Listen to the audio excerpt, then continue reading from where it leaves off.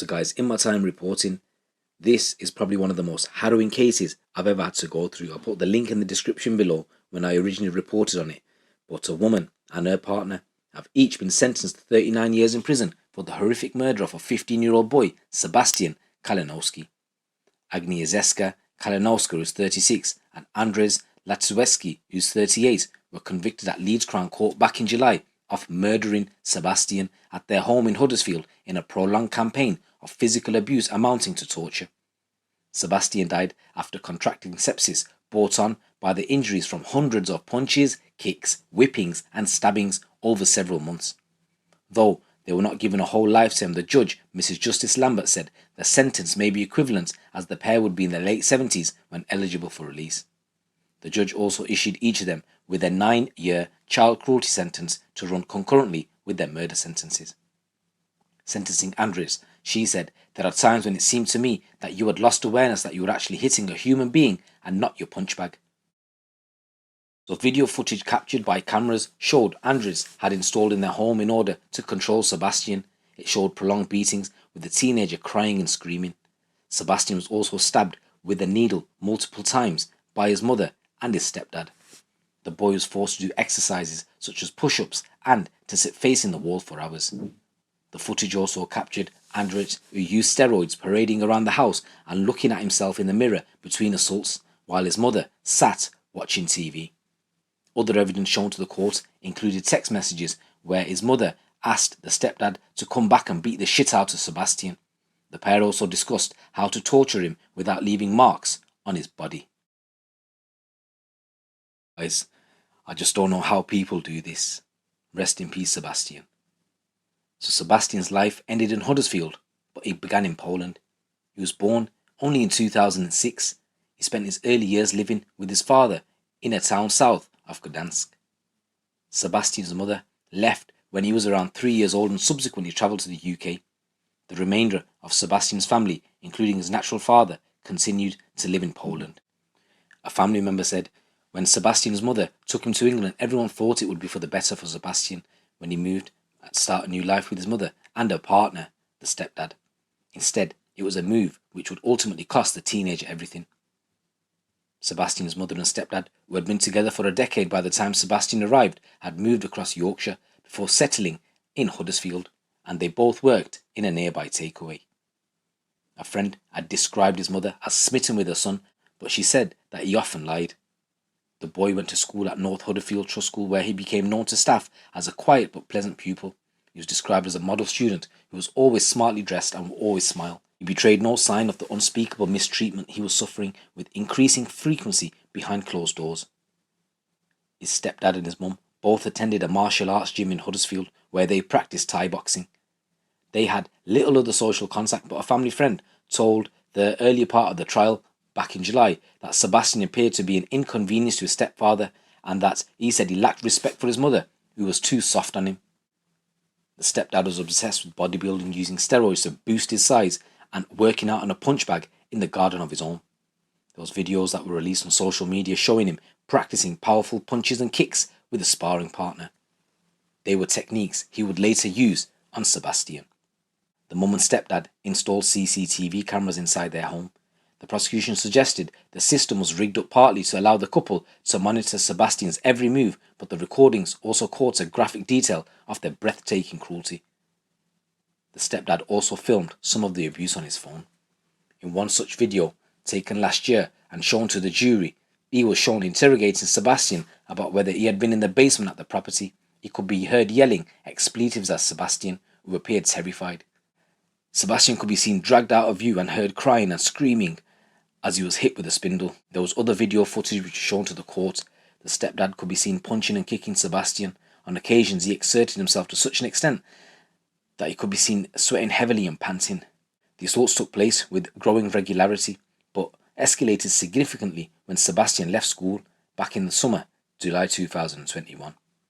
Footage from August that year showed stepdad kicking Sebastian in the stomach a number of times during the course of a prolonged assault, and his mother later held him down while he was attacked by her partner. In another particularly disturbing episode, the stepdad was seen whipping Sebastian's buttocks with an extension lead, and blood from the attack was found by police on the wall next to Sebastian's bed. The violence of the assaults was matched by a punishing regime of exercise drills. Sebastian was forced to carry out hundreds of squats and push-ups, often between assaults. He was humiliated by being ordered to sit on a stool facing the wardrobe in his bedroom for hours at a time. There were footage taken on the days before his death, and it showed the stepdad wobbling his own leg, apparently mocking Sebastian's struggles to stand up. Messages exchanged between the pair showed them discussing their abuse of Sebastian, and in one, the mother encouraged her partner to come back to the house and beat her son. They discussed how their punishment should not leave Sebastian with visible marks so that his teachers would not become suspicious. The day of Sebastian's death started with him being assaulted. There was footage played to the jury showing the stepdad carrying Sebastian out of his bedroom at 8:30 in the morning. At 8:45, just after his mother was seen putting a duvet on the floor, the stepdad carried him back in. He was unconscious and he was wet. The stepdad was seen feeling his chest and carrying out chest compressions. Footage in the living room of the house showed the mother closing a blind and then looking out the window. There was further footage showing the stepdad pouring water into Sebastian's mouth. The prosecution said the charade was designed to give the impression that he had drowned. The camera was then turned off at around 9:30 in the morning. It was around an hour later before the emergency services were called, and a 999 call, the stepdad could be heard apparently pleading with Sebastian to wake up. In hospital, staff remarked on the stepdad's odd behaviour, one nurse reporting how he claimed without prompting that Sebastian could be naughty, but that the worst punishment he received was a smack. He would later try and explain Sebastian's terrible injuries with the lie that he had been hit by a friend's father. He also suggested he may have fallen out of a tree. Sebastian was sadly pronounced dead at Huddersfield Royal Infirmary.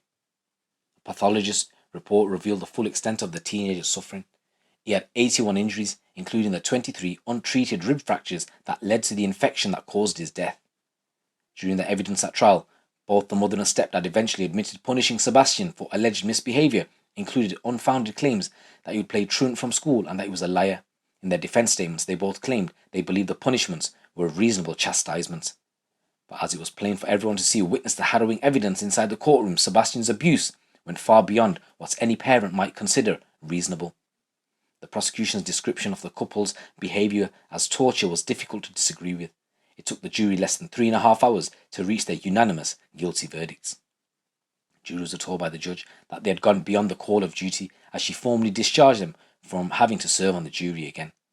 A child protection review was launched following Sebastian's murder to find out if lessons could be learnt. The NSPCC said the case showed the need for people to be vigilant to the potential suffering of children. The charity said people will be asking how any child in our society could suffer such an appalling campaign of abuse without anyone intervening. That is why it's so important that no stone is left unturned in the review, looking at the circumstances around his death. Sebastian's dad, Jack, read a statement out in court via a video link. He said, "I'm the father of Sebastian. There is not a crime crueler than murder, especially when it involves a child. You turned every day in his life into a nightmare and committed monstrosities that are truly mind-boggling. I will never comprehend how much hatred it takes to do such a thing. The question is why? Why did you hate him to such a degree that you let a psychopath treat him like that? How could you let your child be harmed? You took everything from him, his dignity, his life. You hit him with an extension cable or wooden slat. Who gave you the right to raise your hand against your child?" He then looked at the stepdad directly and said, "You made my son a punchbag for yourself. You were merciless and destroyed him every single day. You are truly a brutal tyrant. Why do you hate him so much?" He turned to his ex-missus and said, "He was your son. You both wanted to infuse in him fear and destroy him, but why? What did he do to you?" He said, "On August the 13th, my whole world came tumbling down. The news of his death made part of me die with him. The wound you've inflicted will never heal and the pain will never go away. The knowledge his life was taken in such a brutal way is such a blow for me and my family. Nothing is ever going to be the same ever again, and it is not the truth that time heals all wounds. Time has one purpose, and that is to accustom yourself to the pain." He said his son's treatment comes and haunts him every single day. He said he loved Sebastian, but that he could not protect him from evil, even inflicted by his own mother. He then referred to his ex-missus and says, "You did not even know your child. You never wanted to care for him and left him when he was 3 years old. The only single memory you are going to have will be that of tormenting him.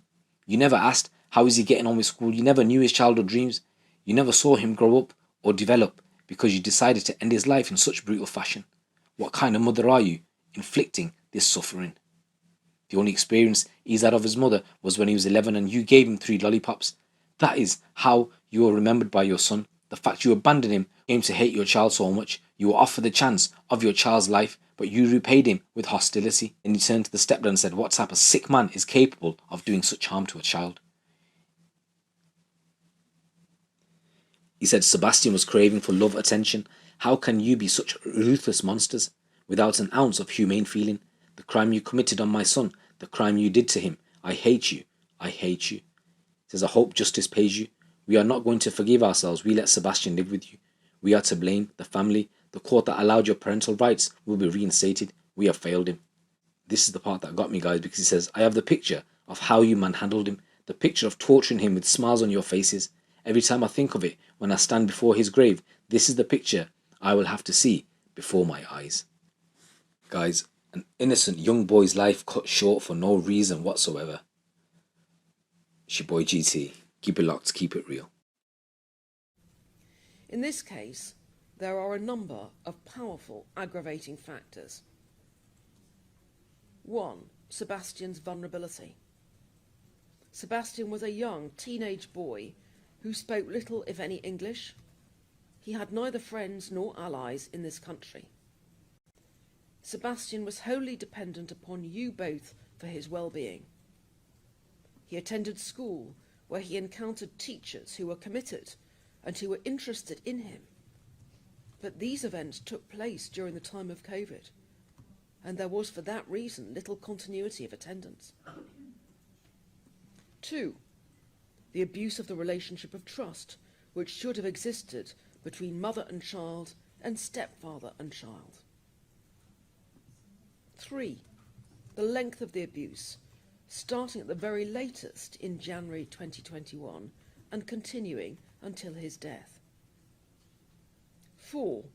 The extent of the abuse, involving injuries to the torso, ribs, heart, lungs, to serious muscle injuries to the thigh and to the buttocks. 5. The extreme pain which you caused Sebastian and his very painful death. 6. Your failure to seek hospital or medical assistance in the few days before his death, when it would or should, it must have been apparent to you that Sebastian was seriously ill from infection. And finally, your delay in calling the emergency services after Sebastian's collapse on the 13th of August. Latuszewski, you are 38 years old.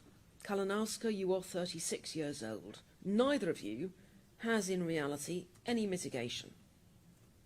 It's submitted on your behalf that neither of you had the intention to kill, and I accept that. I accept that had you wished to kill him, it would have been an easy task for you to accomplish. But I consider this to be of marginal relevance, given the nature of the assaults which you inflicted on Sebastian, any one of which could have resulted in fatal injury. Kalinowska, I also bear in mind that you were not the principal perpetrator of the physical abuse, but I see you as a full and willing participant in all that took place over the course of last summer. You may not have hit Sebastian as often as Latuszewski did, or as hard, but by your acts and words you encouraged him in what he did, and I make no token adjustment to reflect the fact that you were not the principal perpetrator of this abuse. For the offence of cruelty to a child, the maximum sentence which I can impose is one of 10 years imprisonment.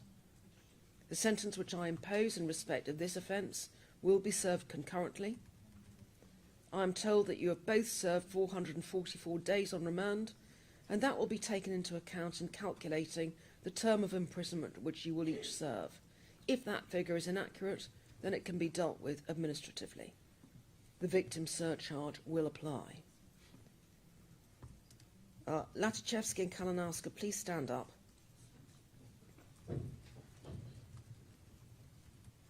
Latuszewski, for the murder of Sebastian Kalinowski, the sentence of the court is imprisonment for life.